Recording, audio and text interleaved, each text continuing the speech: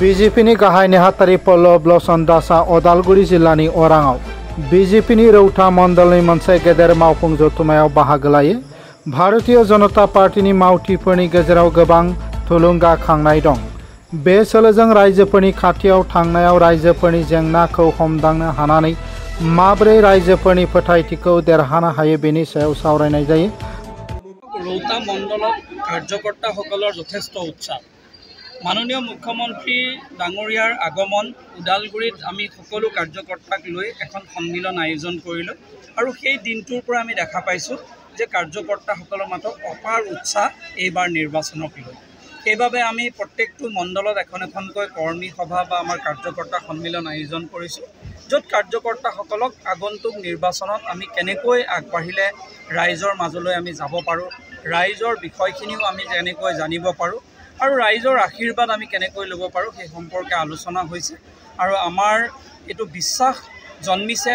বৰ্তমান পৰিস্থিতি দেখা পায় যে এইবাৰ ভাৰতীয় জনতা পাৰ্টিয়ে যোৱাবাৰতকৈ ভাল ফলাফল দেখাবলৈ সক্ষম হ'ব, যোৱাবাৰতকৈ আসনৰ সংখ্যা আমাৰ বৃদ্ধি হ'ব, তেনেকুৱা এটা পৰিৱেশ আমি প্ৰত্যক্ষ কৰিছোঁ। फारसेथिं पल्लब लोचन दासआ बुङोदि गौरव गगैया गिबि मन्थ्रिनि बांलादेश दावबायनायखौ बयनिख्रुइ बांसिन मुंख'दोंमोन।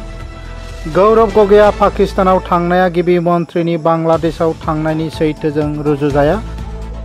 সেইটোৰ পৰা কি হ'লনো কথাটো? সেইটোতো কোনো তেনেকুৱা এনেকুৱা সেইটোক লৈ সেইটোৰ কিবা ক'বলগীয়া কথা বুলি ভবাই নাই। কোনোবাই ক'ৰবাত তেওঁ পাকিস্তানৰ যোৱা কথাটো যিটো লগত তুলনা কৰিছে সেইটো তুলনা নহয়।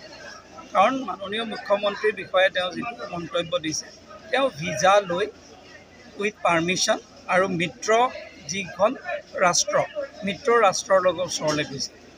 মিত্ৰ ৰাষ্ট্ৰলৈ মানুহ গৈ থাকে, ইংলেণ্ড মানুহ গৈ থাকে, বিভিন্ন জেগালৈ গৈ থাকে, শত্ৰু ৰাষ্ট্ৰলৈহে মানুহ নাযায়। সেইকাৰণে মিত্ৰ ৰাষ্ট্ৰলৈ গ'লে কোনো তাত আপত্তি নকৰে।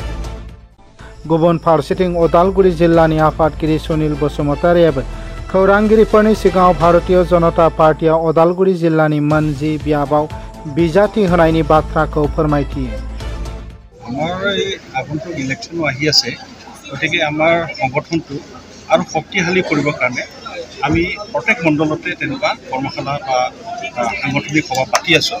প্ৰত্যেক দিনাই আমাৰ বিভিন্ন মণ্ডলত তেনেকুৱা সাংগঠনিক সভা হৈ আছে। ৰাতিপুৱাই আমাৰ মাজবাটতো হ'ল পাঁচলৈ চেৰখন মণ্ডলত আৰু আজি ইয়াত আমাৰ ৰৌতা মণ্ডলত ওৰাং স্থিতি জেগাত হৈছে।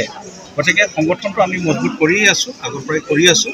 এটা আগন্তুক ইলেকশ্যনটো চাই পেলাই আমি আৰু শক্তিশালী কেনেকৈ কৰিব পাৰোঁ, আমাৰ কামটো কি হ'ব, এই 10 দিনত আমি কি কৰিব লাগে, এই 20 দিনত আমি কি কৰিব লাগে, সেই নিৰ্দেশ আমি ডিৰেকশ্যন দিবৰ কাৰণে এই সাংগঠনিক সভাটো কৰিছোঁ। ৰৌতা সমষ্টিত প্ৰাৰ্থিত্ব প্ৰক্ষেপ কৰা হ'বনে নহ'ব বিজেপিৰ তৰফৰ পৰা? নিশ্চিতভাৱে আমাৰ প্ৰাৰ্থিত্ব দিয়া হ'ব। আমাৰ 10টা সমষ্টি আছে ওদালগুৰি জিলাত 10টা সমষ্টিতো আমি প্ৰাৰ্থিত্ব দিম। মাজবাটনিफ्राय जतिनाथनि रिपर्ट NBT लाइभ।